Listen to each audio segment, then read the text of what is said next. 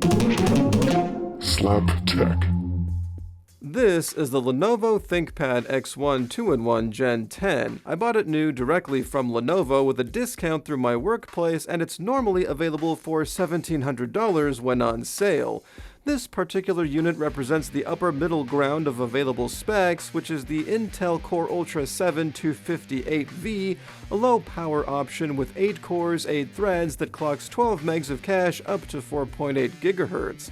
It's mated to the robust Arc Graphics 140V integrated GPU with the full-fledged 8 Xe cores that's only clocked a little slower than its 140T cousin.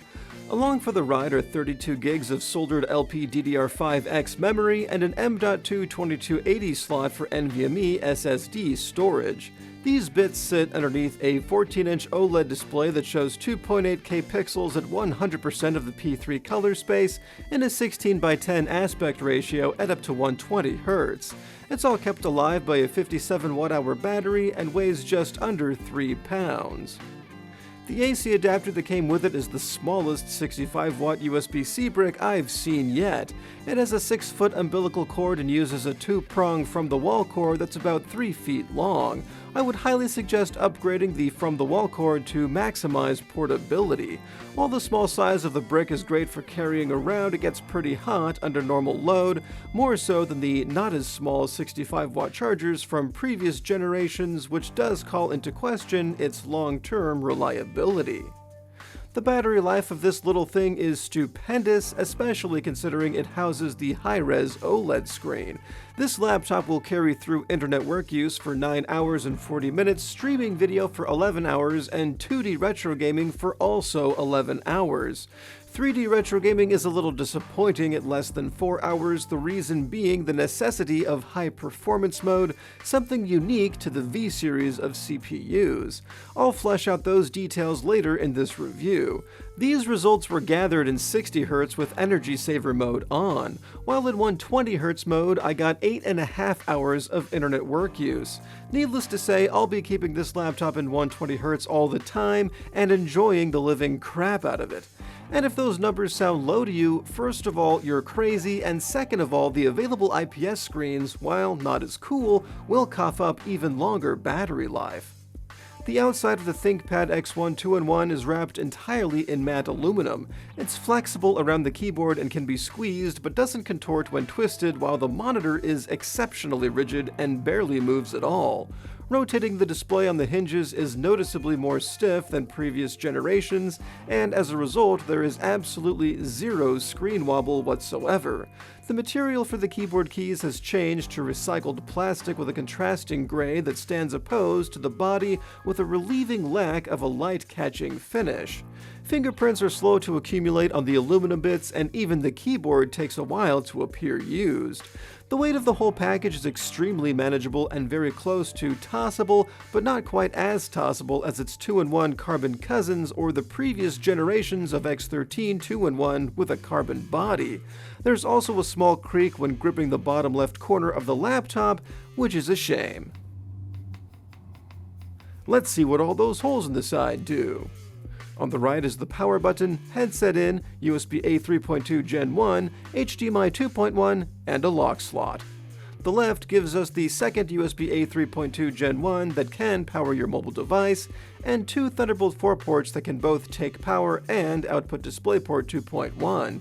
The only changes to the ports from previous generations are cosmetic, and they haven't figured out how to put a card reader on this thin and light laptop, which seems to me like a blunder given that this OLED screen is great for Photoshop and video editing.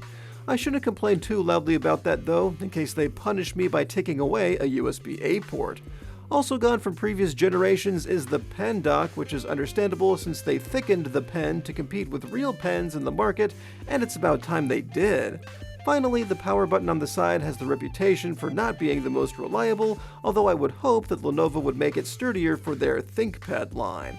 Regardless, this laptop is set up to turn on when opened and is only shut down using the Windows menu, just in case. Getting to the X1's bits is super easy with only 4 captive Phillips screws holding the bottom cover on.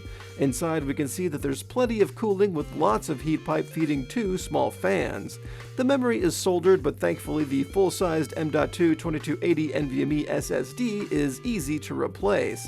The battery takes up very close to a good half of the guts, and the dual speakers are large, in charge, and mounted in the middle of the laptop, and the Wi-Fi card is soldered and cannot be serviced by mere mortals. Back on top is a keyboard. The keys are matte plastic and thankfully not coated in a light reflecting finish. The layout is mostly the same as last year except for the Copilot button and fingerprint reader next to the arrow keys. The action has a satisfying muffled click. They're not quite librarian approved, but taking notes in a quiet conference room won't be awkward. Pressing down on the far corner of the keys allows it to actuate and not create an input, but only if you're trying really hard, and typing up the script was a very pleasant experience without the nuisance of missed strokes. All of your beloved ThinkPad standard offerings are here, including dedicated home and page scrolling keys. Function lock is under escape, and there's only one small misstep for the mode key. This normally quickly toggles the CPU power setting, but now it brings up a mini app so that it takes some extra actions to go from quiet mode to performance, also that your laptop can remind you to touch grass every 20 minutes. Yay! Now all Lenovo needs to do is incorporate hotkeys from their consumer laptop lines, like hotkeys for the refresh rate, performance mode, and touchpad, all of which are missing here. At least the backlight is as good as ever, this time without the third wheel option for automatic brightness, because that never made sense when there's only 2 stops anyway. There are 2 options for touchpads here, a haptic option with non-physical TrackPoint keys, and this traditional touchpad.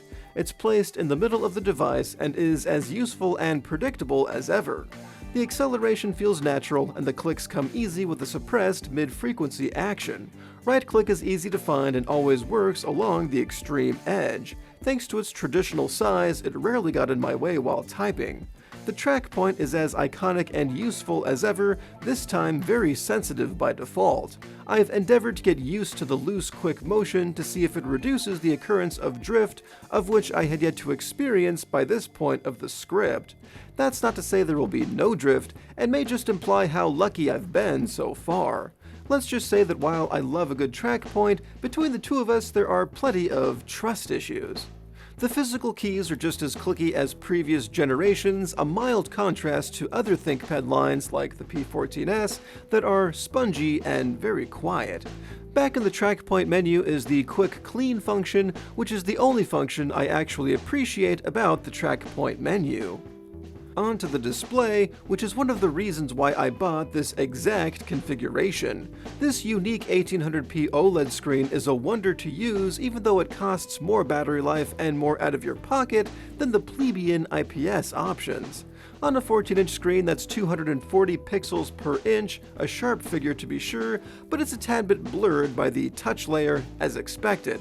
Being an OLED screen, there's very little ghosting and virtually no input latency, making the 120Hz mode all the sweeter. To be fair, there's slightly more ghosting compared to other non-gaming OLED 120Hz laptops like the Yoga 9i, but it's still far superior to your average IPS display. At 100% DCI-P3, there should be no issues with professional photo editing, though some gamma calibration seems to be needed out of the box as the deepest blacks in this test image disappear into the abyss. Another influence of the touch layer is that colors are distorted at an angle in a prismatic sheen, but it's a convertible, so a decent viewing perspective is always possible to find. Speaking of the touch functionality, the included pen is 3 steps closer to my bamboo pen, but Lenovo needed 5 steps to match it. The buttons on the side are still too flush along the body, take a glance to find, and are quite stiff, requiring extra precision to actuate. 2 advantages for the included pen are that it charges via USB-C instead of relying on a rare Quad-A battery, and it magnetically sticks to the laptop. Still not enough to make it my daily driver though. I love these bamboo buttons that much. Let's move on to the speakers. They are certainly above average for laptop speakers with clear audio that's not too terribly tinny. They also get plenty loud and let a good deal of bass through. That being said, there's a lot of software trickery going on pulling bass tones into the middle range, the result of which is muddy audio when there's a lot going on. Ultimately, I'd rather have these than the average pair of notebook noise blasters. Just try not to get into any measuring contests with a MacBook Pro.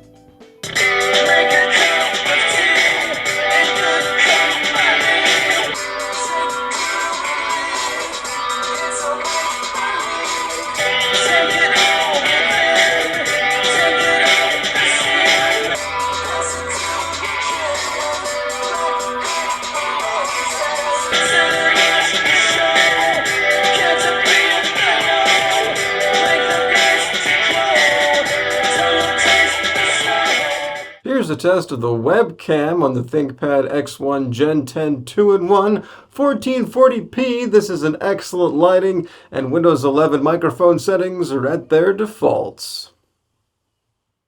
And here's a test of the webcam with Windows built-in audio enhancements disabled.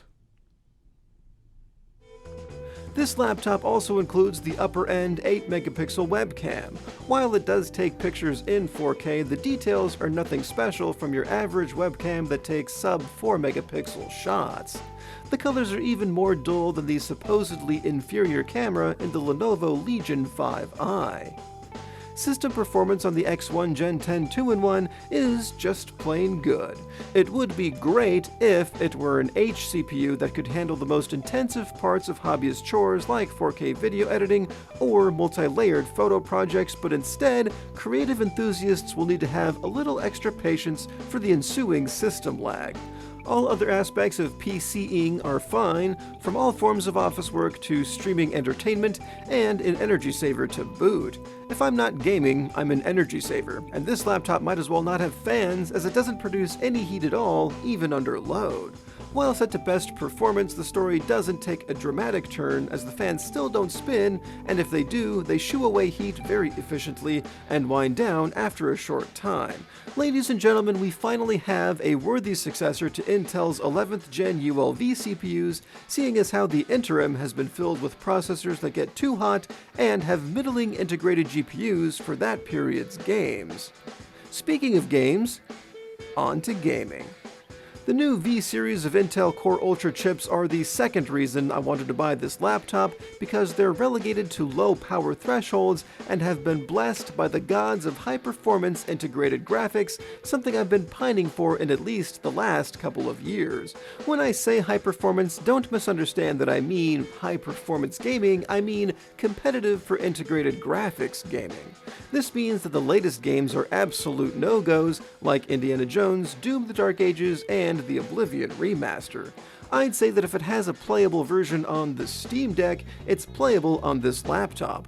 While playing agreeable titles, the fans do spool up, but always stay whisper quiet. Something to note is that under heavy application load, this laptop sends 40 watts to the CPU until it throttles, but while gaming, the CPU only gets 20 watts.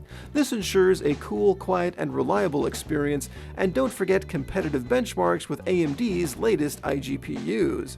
This should be a home run for PC gaming, but requirements for contemporary PC titles are outrageous, outlandish, monstrous, rigoradash. And who put the soapbox here? Honestly. Retro gaming is the home run, despite one major drawback. Every retro box from the early 2000s and older is playable and runs smoothly. The minimal ghosting from the OLED screen doesn't betray your favorite 2D games, colors pop, and the speakers are great for chiptune soundtracks.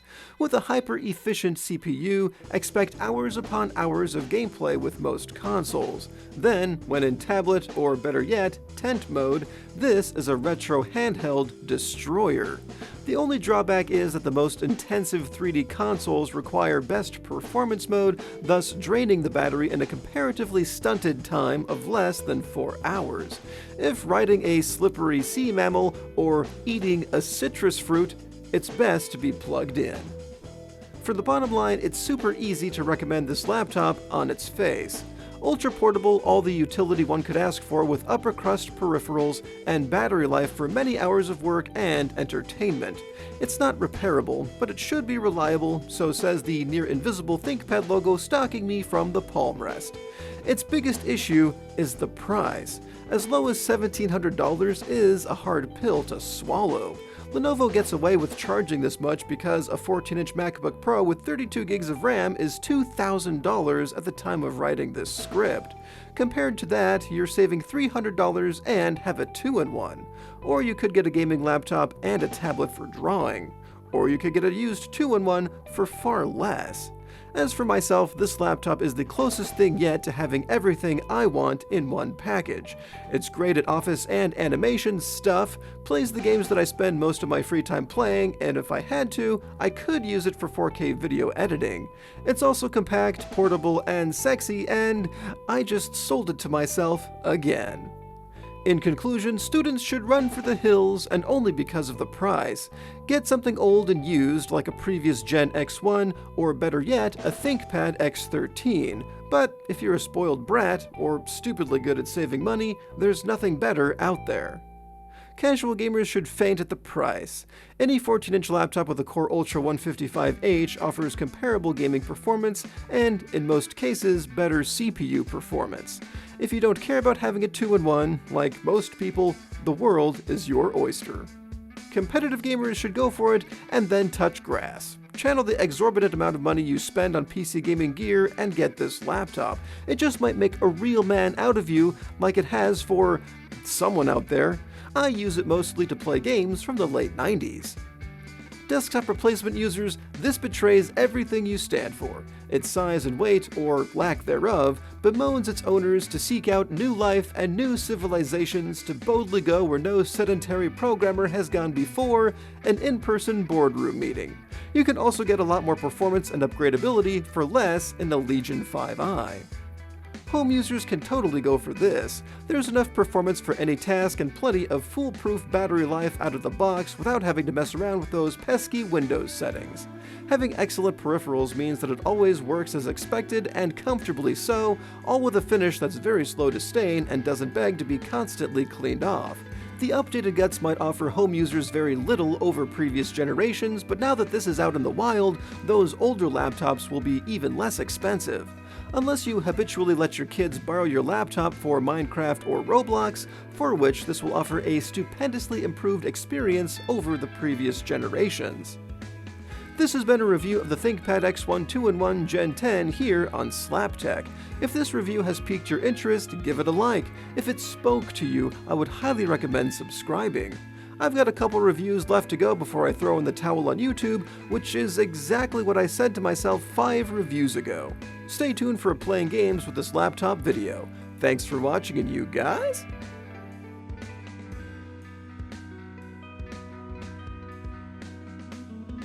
Have a good night.